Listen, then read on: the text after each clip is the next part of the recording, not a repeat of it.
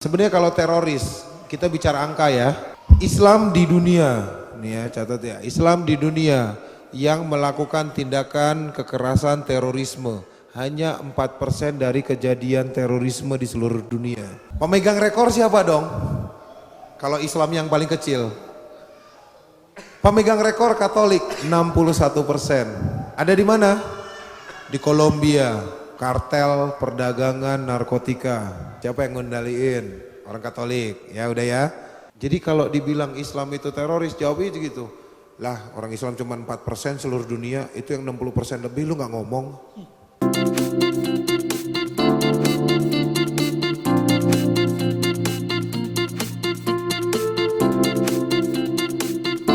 Video yang barusan teman-teman saksikan itu adalah statement yang dikeluarkan oleh Stephen Indra Wibowo, Ketua Mu'alaf Center Indonesia kesayangan kita bersama. Kali ini dia mengeluarkan pernyataan yang halusinasi ya. Setelah sebelumnya kita tahu dia mengeluarkan statement-statement halu yang lain. Ya kalau Yesus nggak Natalan, lu Natalan ikut siapa dong? Kalau saya bilang, agama lu 100% bid'ah. Nah, jadi statement-statement dia ini adalah statement yang bisa dikatakan statement yang berbahaya karena cenderung mengarahkan pemikiran para pendengarnya, yaitu kawan-kawan kita yang muslim, untuk memberikan sentimen negatif kepada agama yang lain. Dan ini adalah sesuatu yang harus kita lawan bersama. Dan kali ini Stephen Indra memberikan satu statement yang menurut saya adalah statement yang fatal dan cenderung memecah belah. Karena dia menyatakan bahwa agama Katolik itu erat kaitannya dengan terorisme. Nah, saya mengajak teman-teman untuk merespon hal ini dengan santai aja. Dan anggaplah ini adalah dagelan dari Stephen Indra Wibowo sendiri. Kita akan kupas kesalahan logika melalui statement-statement yang dikemukakan oleh Stephen Indra Wibowo, sang Ketua Mu'alaf Center Indonesia. Kita saksikan apa yang menjadi statement Stephen Indra. Sebenarnya kalau teroris, kita bicara angka ya. Saya balik lagi ya. Kebiasaan nih orang riset kalau ngomong pakai data. Islam di dunia, nih ya catat ya. Islam di dunia yang melakukan tindakan kekerasan terorisme hanya 4% dari kejadian terorisme di seluruh dunia. 4%. 4 ya. Pemegang rekor siapa dong? Kalau Islam yang paling kecil. Pemegang rekor Katolik 61%. Nah, ini adalah statement fatal pertama dari Stephen Indra Wibowo yang mengatakan bahwa 4% pelaku teroris itu Islam dan 61% itu adalah Katolik menurut dia. Pertanyaannya adalah apakah betul data berbicara demikian? Ternyata data yang kita dapatkan sangat bertolak belakang dengan apa yang menjadi statement dari Stephen Indra. Karena data angka kematian karena terorisme di tahun 2017 itu justru didominasi oleh negara-negara di Timur Tengah dan Afrika Utara. Di mana negara-negara Timur Tengah dan Afrika Utara itu mayoritas penduduknya adalah Muslim. Dan aktivitas teroris yang ada di negara-negara tersebut kebanyakan mengatasnamakan agama. Islam di dunia, nih ya catat ya. Islam di dunia yang melakukan tindakan kekerasan terorisme hanya 4% dari kejadian terorisme di seluruh dunia. Pemegang rekor Katolik 61%. Saya kerja tadi saya bilang Bu di perusahaan riset asing. Di perusahaan riset asing. La encontré porque estaba la ballena agarrada metida entre las piedras de Chipiona, del faro. ¡Ándale, mira dónde llega el agua! Maka kali ini kita bicara data negara yang jumlah kematian karena terorismenya paling banyak. Negara yang paling tinggi jumlah kematian karena terorisme adalah Afghanistan dengan jumlah 46%. Yang kita tahu bahwa di situ ada aktivitas terorisme dan itu mengatasnamakan agama Islam lagi. 13% lainnya dari Nigeria, yang kita tahu di sana ada kelompok teroris Boko Haram yang juga menggunakan agama Islam. Lalu kemudian ada Irak, Somalia, Syria, Pakistan, dan sebagainya. Jadi dari data-data valid yang bisa kita temukan, kita melihat bahwa Stephen Indra mengeluarkan data-data yang cenderung menyesatkan dan bohong.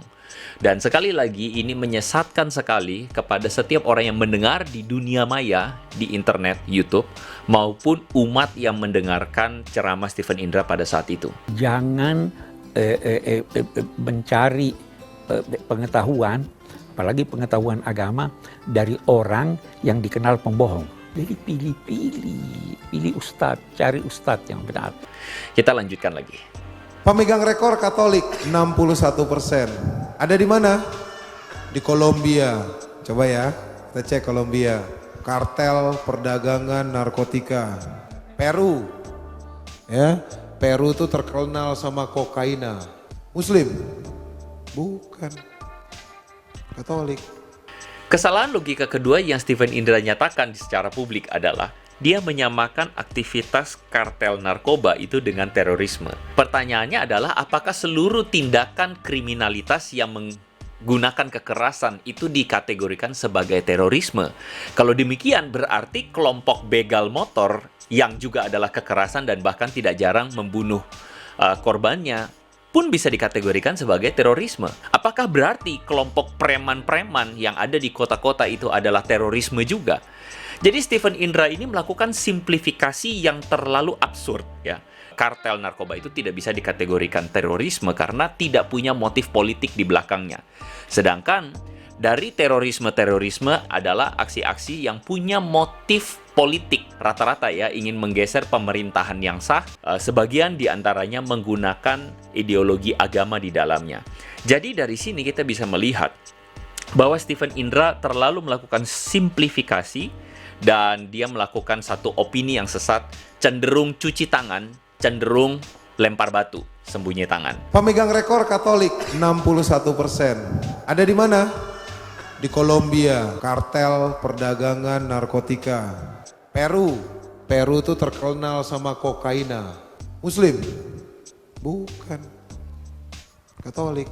Jadi kalau dibilang Islam itu teroris, jawabnya gitu. Lah orang Islam cuma 4% seluruh dunia, itu yang 60% lebih lu nggak ngomong. Ya, kesalahan logika ketiga yang Stephen Indra, sang ketua Mualaf Center ini lakukan adalah, jadi dia menyatakan bahwa pelaku terorisme tersebut mewakili agamanya, sehingga bisa dikatakan kalau pelaku terorisnya beragama Katolik, maka Katoliklah yang dicap sebagai teroris. Jadi logika Stephen Indra ini patut kita pertanyakan. Apakah berarti bahwa mayoritas para kartel narkoba, pengedar narkoba beragama Katolik, berarti agama Katolik itu adalah agama pengedar narkoba? Ini kan salah sekali logika berpikir seperti ini. Kalau dia mau konsisten dengan logika bodoh seperti ini, maka dia harus konsisten bahwa para pelaku korupsi yang terjadi di Indonesia, mayoritas itu, mohon maaf, beragama Islam. Apakah berarti Islam adalah agama korupsi? Ini kan satu logika yang salah sekali, ngawur sekali. Dan kita pun tahu sama-sama bahwa para pelaku pencurian yang terjadi di Indonesia mayoritas adalah di negara yang mayoritas muslim ini, fenomena klasik yang cukup ironi adalah seringnya kita mendengar orang yang kehilangan sandal di masjid. Bener nggak? Betul nggak? Jadi menilai satu agama itu berdasarkan perilaku para penganut agamanya, ini adalah sesuatu yang bias. Dan logika seperti ini adalah logika yang ngawur sekali. Dan mohon maaf, ini sangat mempermalukan citra dari Stephen Indra sendiri sebagai Ketua Mu'alaf Center Indonesia.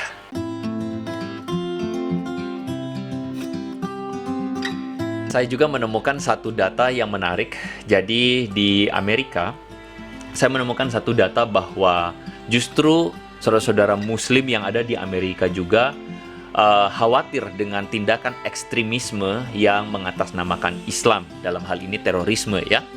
Dan saya pikir hal yang sama juga terjadi di Indonesia, di mana saudara-saudara kita umat Muslim juga sebenarnya tidak setuju dengan tindakan-tindakan radikal ekstrim yang mengatasnamakan Islam, yang mengganggu persatuan dan kesatuan bangsa dan negara kita. Islam di Nusantara ini, Islam di Indonesia ini adalah Islam yang seharusnya dimunculkan sebagai agama yang saling merangkul satu sama lain, hidup dalam keberagaman. Dan itulah yang sementara kita usahakan bersama-sama. Sekaligus video ini saya harap bisa mendorong kita untuk memajukan nilai-nilai beragama yang positif, yang bisa hidup berdampingan di tengah-tengah keberagaman umat beragama di bangsa yang berbineka tunggal ika ini. Semoga kasih Tuhan menaungi kita, bangsa Indonesia. So, kita ketemu lagi di video berikutnya. So, make it simple, make it meaningful. May God bless you.